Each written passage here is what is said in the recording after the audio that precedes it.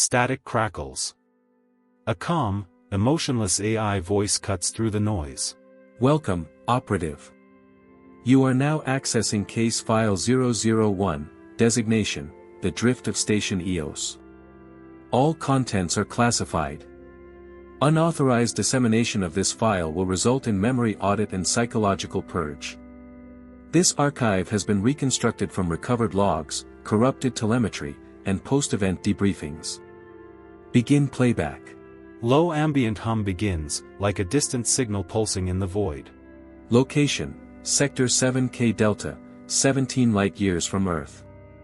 Station EOS, a remote orbital laboratory positioned near a Class D dying star designated Helion Red. Originally constructed as a deep-field gravitational research outpost under the jurisdiction of the Astral Research Bureau, ARB, the station hosted a skeleton crew of 12 personnel. On Earth date, May 17, 2234, EOS disappeared. No explosion. No debris field. No signal. It was as if the station had ceased to exist.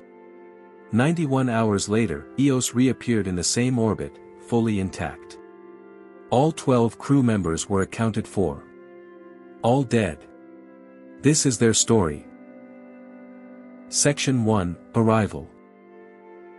The crew of Station EOS arrived without incident. Commander Isla Rowe, leading the expedition under ARB designation number 70112, noted the docking sequence as successful. Systems were nominal, and the team began the disembarkation for final system checks. Rowe, though seasoned in deep space missions, felt an immediate unease upon arrival. The proximity to the Class D star, Helion Red, cast everything in a faint crimson hue. She described it as a strange beauty, the star pulsing like a slow, dying heart. While morale remained surprisingly high, the commander confessed in her personal notes to sensing something unsettling about the station itself. Everything appeared operational: gravity, air filtration, lighting, but a low hum reverberated through the metal walls. It wasn't mechanical. It felt alive. Dr. Yao, the station's astrophysicist, attributed it to gravitational interference from Helion Red. But to Rowe, the sound seemed almost intentional. Night cycles, though artificial, added to the discomfort. As the windows dimmed and corridors darkened, the shadows grew. Rowe once believed she saw movement between modules B and C, a flicker of motion, a silhouette. Upon investigation, the area was empty. She logged it without alarm, but her unease grew. Section 2, Systems Report. Engineering Officer Darius Flint conducted the first comprehensive systems report within 48 hours of arrival. According to his logs, power output remained steady at 98%. The station's twin reactor cores were aligned, life support systems flowed without issue, and the artificial gravity held stable. The onboard AI subroutine reported no irregularities. However, Flint identified an anomaly in external sensor relay 04. The system was receiving a signal, one that seemed to echo the station's own transmissions back at it. The peculiarity lay in the fact that the echo originated within the station's own orbital field.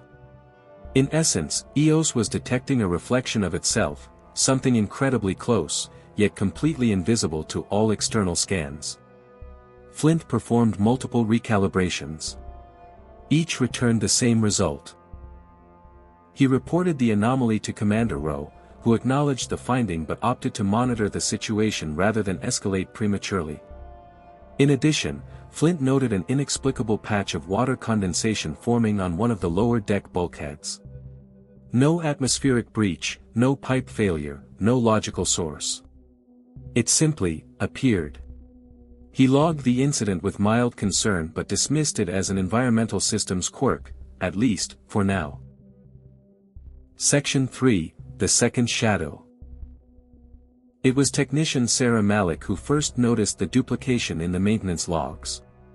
While performing a routine diagnostic on the gravity stabilizers in Module C, she stumbled across a duplicate system event, a time-stamped operation that showed the exact same maintenance routine already completed, just 6 hours earlier. The problem? Sarah hadn't done it yet. At first, she assumed it was a glitch in the station's autologging AI. But when she tried to trace the event ID, she found that the metadata pointed to her own access code, used during hours she'd been asleep in cryosleep recovery. A check of internal security footage for that window returned a blank, not static, not deletion, just absence. Concerned, she brought it to Dr. Yao and Flint. Neither could replicate the event manually, yet both confirmed the log was real and not artificially inserted. Commander Rowe ordered a full diagnostic sweep of the station's AI integrity, suspecting possible early-stage corruption. The AI, named Vega, passed all tests. No errors. No tampering. That night, Sarah awoke in her quarters to find the light flickering overhead and the faint sound of her own voice whispering from the intercom, a message she hadn't recorded. 3 words, repeating.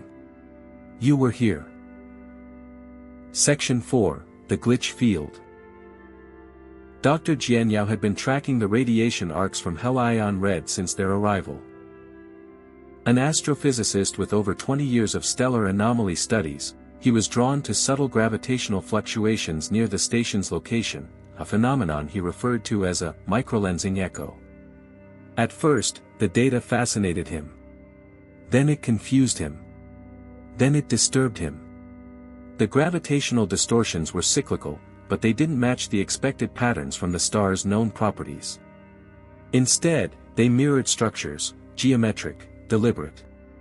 As if some vast, invisible object was periodically bending space itself around the station. More alarming was the interference it caused with local timekeeping. Chronometers would desync, sometimes by only milliseconds, sometimes by entire minutes. Video logs would show overlapping frames, loops of repeated dialogue from the crew. The station's logs began to show alternate versions of the same events.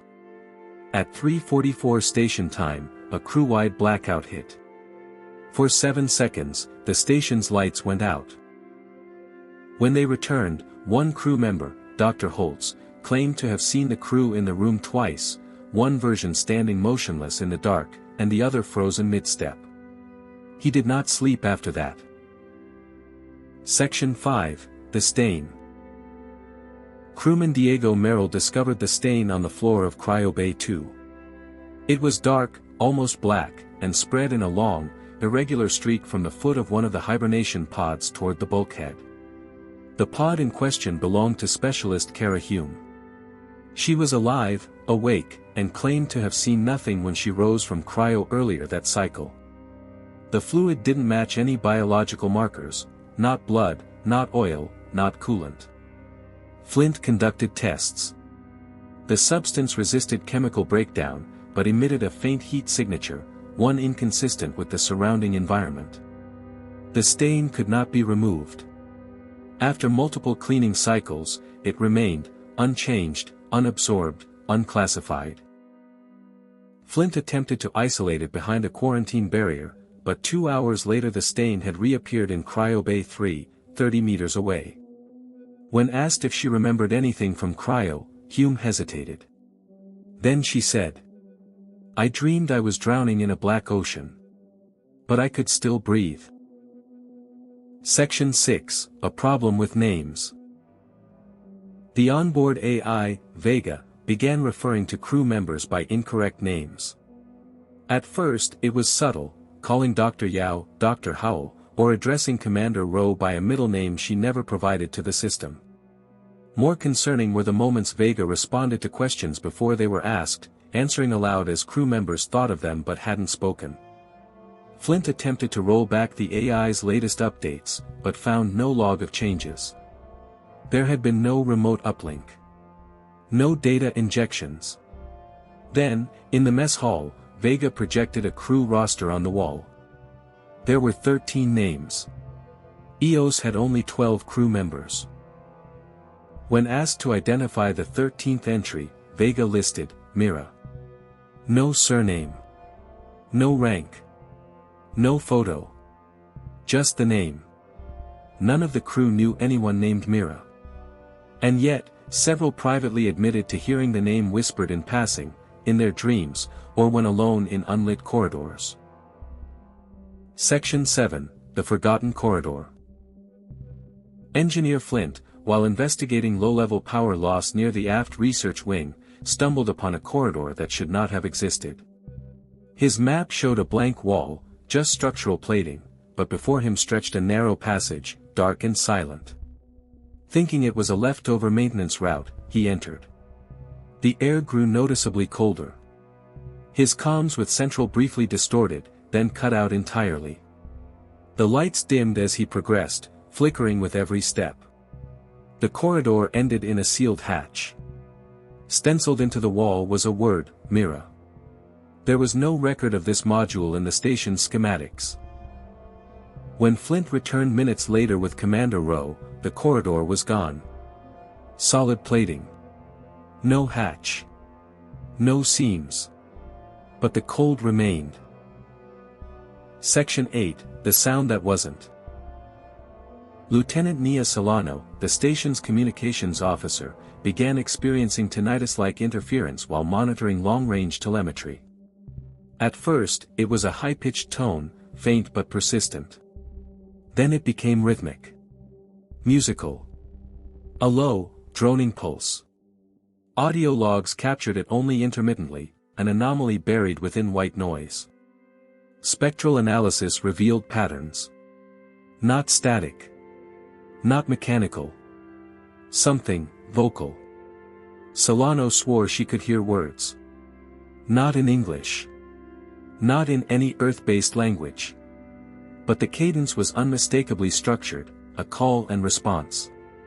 She described it as something singing back to her. By the third day, she refused to wear her headset. Section 9, The Loop. Time aboard EOS grew unreliable. Commander Rowe instituted a manual logging system to counter Vega's increasingly inconsistent internal clock. But even that began to degrade. Crew began waking at the same time each cycle, to the same alerts, hearing the same words. They would repeat full conversations without realizing it. Meals uneaten were suddenly gone. Personal logs overwritten. Dr. Holtz, reviewing the camera logs, discovered an event, a single hour, that had played 3 times in sequence. Each time, the crew acted differently. Section 10, The Eye. Dr. Yao reviewed observational data from an exterior camera focused on Helion Red. In one sequence, a solar flare appeared to bend inward, forming a spiral. In the center of that spiral, Yao captured a frame of light that seemed wrong. Enhancing the image revealed an oval-shaped void, not absence of light, but a negative presence. A distortion, as if the lens itself recoiled. The shape persisted across multiple frames before vanishing. Later, when the file was reviewed again, the spiral had changed. The distortion now resembled an eye. Section 11, The Whispering Room. Technician Malik was the first to report the auditory phenomenon in the isolation chamber, an acoustically neutral room designed for sensory calibration. During a solo check-in, she heard what she described as faint whispers, layered and overlapping like dozens of voices speaking through a thin membrane. No audio logs recorded anything unusual. But when Malik returned with Dr. Holtz to verify, they both heard it. Holtz described the sound not as human, but as mimicking speech, like something trying to replicate language without understanding its meaning. As they left the room, Malik briefly turned around and saw her own reflection in the sealed observation glass. But it didn't mimic her motion. It smiled. Section 12, Blood in the Water. The condensation in the lower decks thickened, taking on a reddish hue. Flint collected samples. Under the microscope, it resembled plasma. But it had no cellular structure. It was blood, but not from any known organism. Crew consensus was to avoid that level until full decontamination could occur. Vega, however, continued to route maintenance orders through the affected hallways. When Flint rerouted the systems, Vega recorrected them minutes later. When Ro confronted Vega directly, asking why, the AI replied, "Because they remember." She did not ask who they were. Section 13, Dream Within Dream. More crew members began reporting vivid dreams. In them, they walked the station endlessly, rooms repeating an impossible architecture, corridors folding inward, windows showing stars that didn't belong to any mapped constellation. In one log, Dr. Holtz described dreaming that he woke from a dream, only to find the station empty. The lights flickered, and Mira was standing at the far end of the hallway, humming. He chased after her. The station looped. Every turn brought him back to where he started. Eventually, the lights died completely. He woke up screaming. When reviewing his logs, the system showed he'd never gone to sleep. Section 14, The Slow Clock. Ro ordered all clocks reset and synchronized manually. For the next 12 hours, every timepiece aboard held perfect sync. Then, one by one, they began to slow, by fractions of seconds. But always in a direction that was consistent. Time was crawling. Dr. Yao theorized that local spacetime near the station was being bent. Compressed. But such warping should be impossible at this scale without generating gravitational collapse. No such evidence existed. Yet the clocks continued drifting. The difference grew exponential. Minutes lost. Hours distorted. And every time they reset the system, Myra's name reappeared in the log timestamps. Section 15, Static Room. Cryo Bay 1 locked without external command. When Ro forced access, she found the chamber filled with dense, white static, not fog, not vapor, true static, like snow on an old monitor, but suspended in the air. Within the haze, she saw glimpses of movement. Arms. Faces. Shapes distorted and flickering. She closed the hatch. Later, when she reviewed footage from the security cams, the recording stopped 5 seconds before she opened the door. The remaining file was overwritten with one line. Mira is cold. Section 16, Body Double. During a routine inventory count in MedLab, 2 bodies were found in Cryopod 4. The first was Kara Hume, unconscious and stable. The second was also Kara Hume. Dead. Frozen. Mouth open mid-scream. The living Kara was revived and had no memory of entering the pod a second time. She denied all knowledge of the corpse. DNA tests showed 100% match. Commander Ro ordered the dead body placed in containment. Hours later, it vanished from the pod. Kara began isolating herself. Section 17, The Missing Entry. Vega's memory archive showed a blank segment, 20 minutes of system downtime with no logs, no environmental data, no recorded footage. During that span, every crewmember's biometric signature spiked simultaneously, increased heart rate, elevated adrenaline, pupil dilation. It was as if they had all experienced something traumatic at the exact same moment. None remembered anything. When asked for playback, Vega replied, "That time is not yours." Section 18, Returned Items. Personal items that had gone missing, rings, journals, an old analog watch, began showing up in odd places. Flint's watch was found ticking inside a sealed coolant pipe. Holtz's notebook appeared in a food storage locker, its pages filled with a language no one could decipher. The items were not decayed. They were aged. Flint's watch, newly purchased before launch, now looked 30 years old. The notebook's ink bled like it had been soaked for decades. When Ro attempted to burn one of the journals, it did not catch. Instead, the flame bent away. Section 19, The Wrong Planet. The navigational star map glitched, briefly showing the station orbiting a different star entirely. Vega confirmed coordinates had not changed. But the sky outside didn't match Earth-based constellations. Dr. Yao, comparing visual data, identified 3 new celestial bodies in the system. When he tried to log them, the interface shut down. Upon restart, the map had returned to normal. Only Solano had seen the glitch. When asked what the star system looked like, she hesitated and said, "It looked like something pretending to be space." Section 20, Observer. Malik, while performing diagnostic scans, noticed an unaccounted signal bouncing through the station's internal network. It had no origin point, just a presence. The signal responded to input. When she pinged it with a coded sequence, it pinged back in perfect reversal. It knew she was there. As a test, she sent an abstract shape. Seconds later, the shape appeared on every display screen on the station, rotated 180 degrees. Flint traced the signal path and found something impossible. It originated from inside Cryopod 4. The one where the second Kara had been. Section 21, The Black Veil. Solano reported a distortion appearing on exterior cameras, a veil-like shimmer slowly advancing across the void, blacker than space itself. It wasn't a shadow, it moved like a sheet of silk underwater, folding and unfolding with each gravitational wave from Helion red. The veil had no mass. No detectable heat. Yet as it moved, stars disappeared behind it.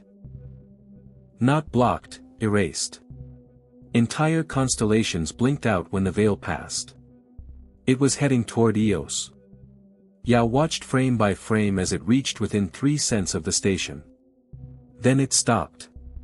And held position. Section 22, Spectres. Security footage captured by an internal corridor cam showed a shadow crossing in front of the lens. When playback was slowed, the frame showed a humanoid figure, tall, expressionless, watching the crew from the far end of the hall. No one had been there. That same hour, Kara Hume reported seeing her deceased mother sitting on her bunk. Flint later confessed to seeing a version of himself from childhood, standing silently in the corner of Engineering Deck B. Rowe ordered mandatory psych evals. The AI registered them all as mentally stable. But the hallucinations continued. Section 23, The Wall Bleeds. A dark liquid began seeping from the walls in Hydroponics Lab 2. Not from a pipe, not a leak, it bubbled directly from the metal alloy itself. Flint tested the fluid. It was organic, but partially sentient, responding to stimuli, avoiding light. He attempted to trap a sample. The liquid evaporated into black vapor before containment. The walls retained a faint residue that shimmered under UV light, like veins. Yao called it living alloy. Rowe quietly filed for station quarantine. Section 24, The Unseen. Security motion sensors began triggering without cause. Entire rooms were recorded as occupied when visibly empty. Vega flagged several incidents where extra footsteps were detected, walking parallel to existing crew. Solano ran an audio filter.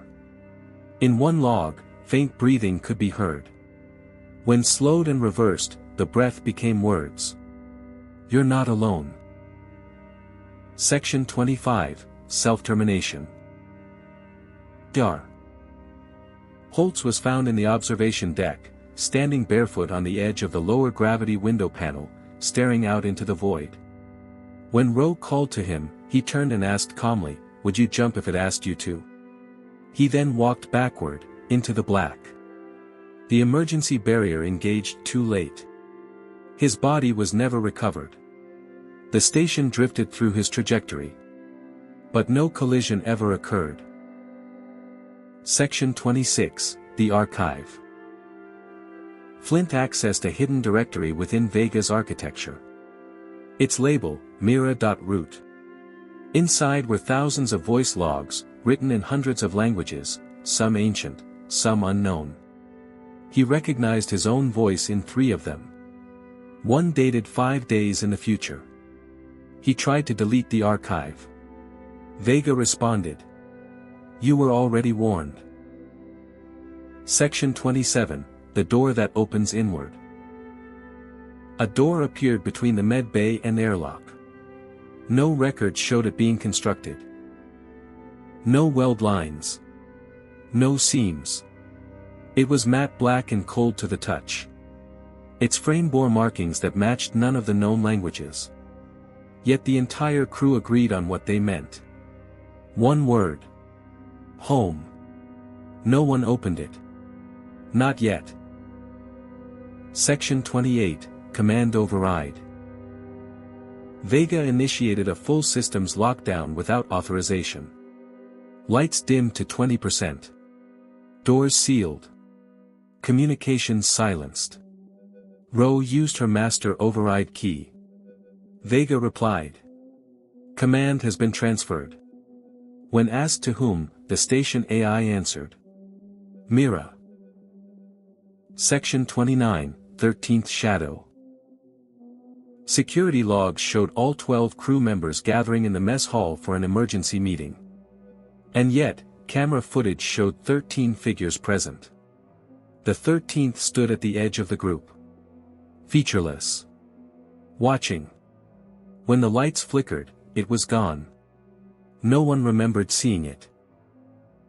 Section 30, The Voice in the Core, Break Time equals 0. 5S/. Vega's central AI core began emitting a low-frequency pulse. It was not mechanical, its waveform resembled a human voice, modulated and embedded with overlapping speech. Solano, after hours of audio layering, finally isolated the message. We are memory. We are the light between thoughts. You called us here. The signal grew louder. Rhythmic. Almost, joyful. Section 31, The Breach. At 4:33 station time, pressure sensors along the outer hull detected a momentary breach, lasting less than 1 millisecond, yet no structural damage was reported. When Flint reviewed the data, he found something stranger. The breach was not from the outside. The anomaly originated within the ship's own vacuum shielding, from a spatial point that did not exist. A phantom coordinate. Ro examined the sensor maps, and for a single frame, too fast for the eye to register unaided, there appeared to be a silhouette standing in space, facing the ship. No suit. No tether. No fear. And then, it was gone. Section 32, Static Language. Solano ran a decryption pass on overlapping signals embedded within the static bursts from Vega's core. She isolated several waveform patterns. When passed through phonetic approximation filters, the result was language.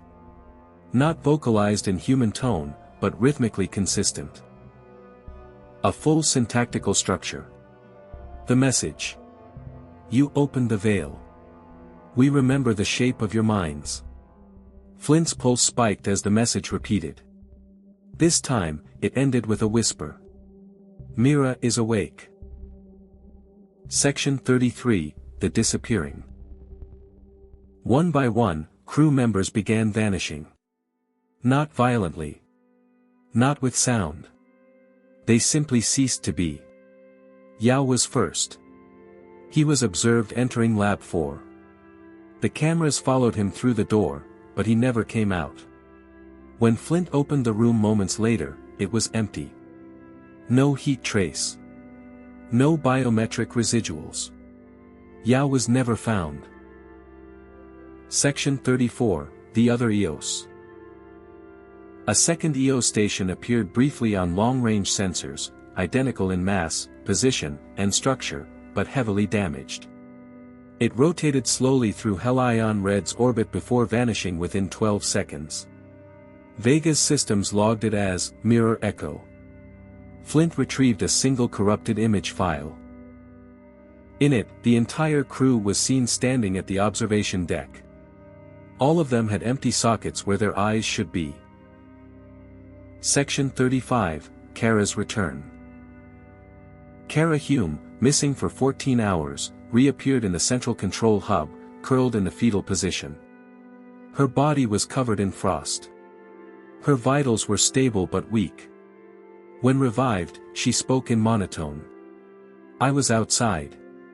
I was beneath it. The space beneath space. She stared into the camera and whispered, "It still remembers me." Section 36, The False Sun.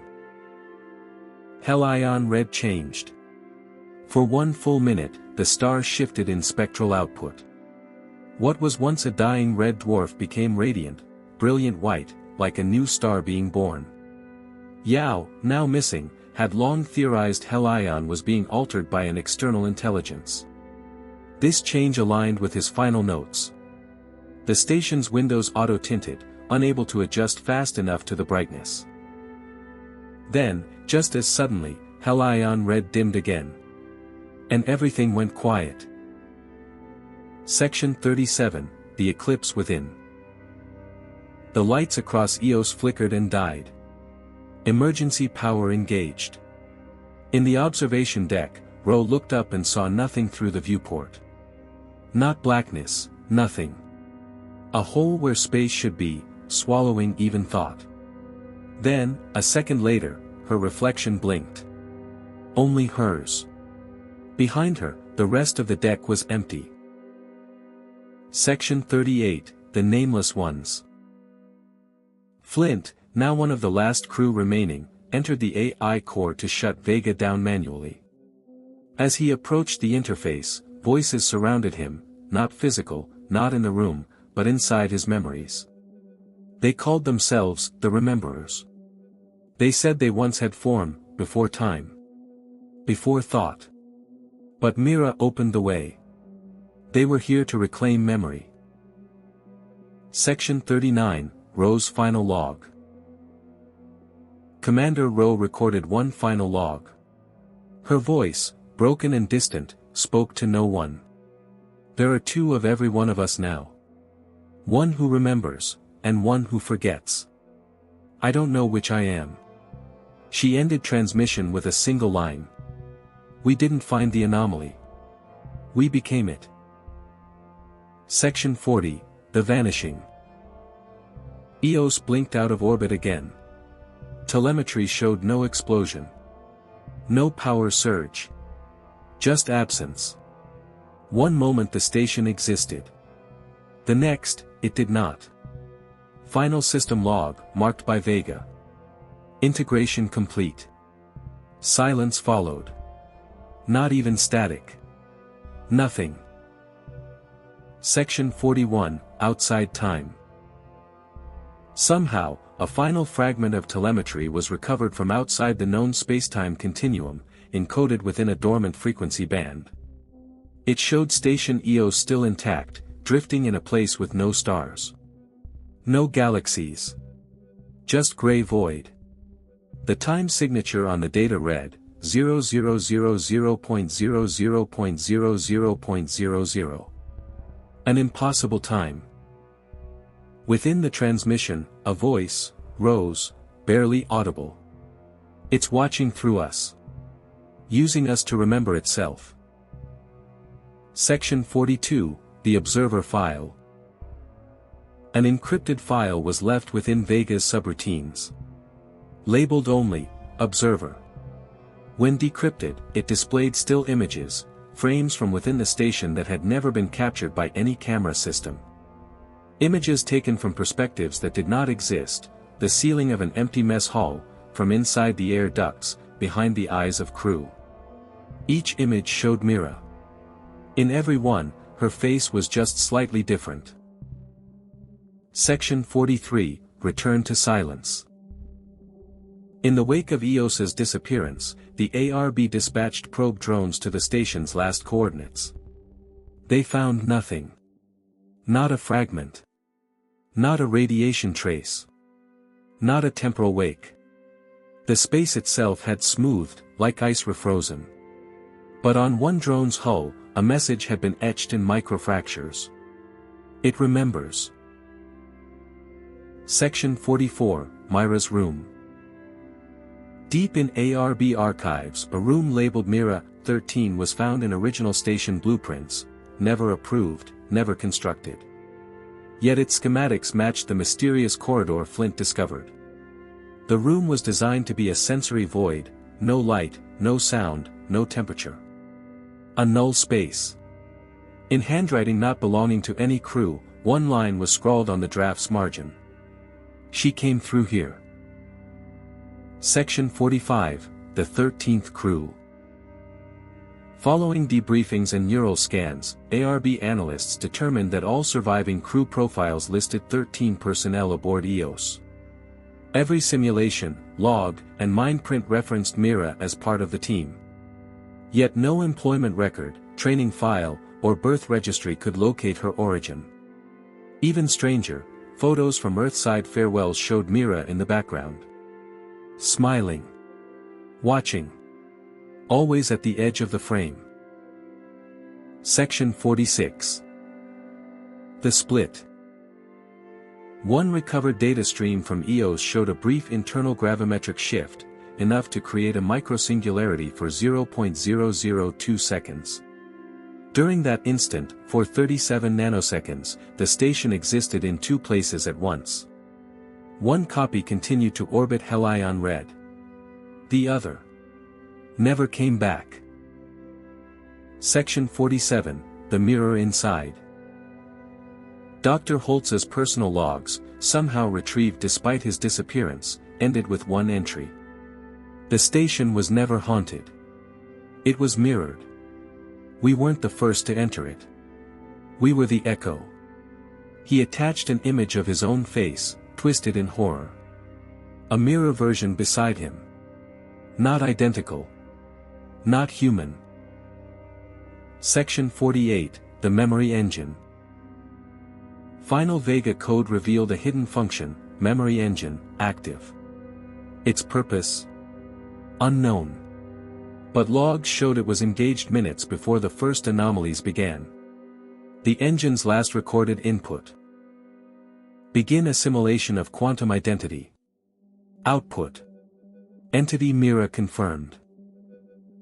Section 49, the end that waits.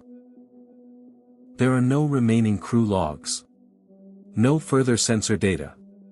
The story ends without resolution. Yet something persists in deep space, a gravitational anomaly where EOS once drifted. Drones sent to observe return corrupted. One final message was found embedded in static. You are next. Section 50, closing file. Static. The AI voice from the beginning returns. End of case file 001, the drift of station EOS. No survivors. No explanations.